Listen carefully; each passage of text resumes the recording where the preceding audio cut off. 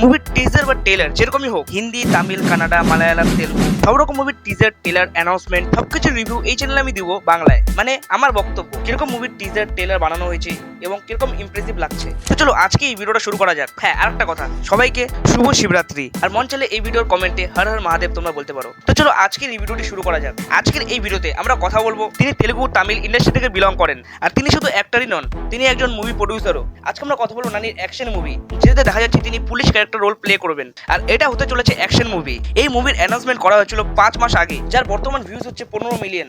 আর এই মুভির টিজার যা আপলোড করা হয়েছে 24 ফেব্রুয়ারিতে। কেমন লাগলো এই মুভির টিজার?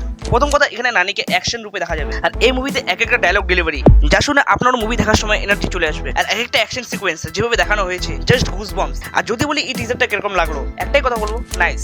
টিজার ফাটাফাটি, সিনেমাটোগ্রাফি অসাম, আরো অনেক কিছু। তোমাদের এই টিজারটি কিরকম লাগলো নিচে কমেন্ট করে বলো। দেখা হচ্ছে নতুন একটি ভিডিও, নতুন টপিক নিয়ে। ততক্ষণের জন্য bye. So take care, stay happy and Har Har Mahadev.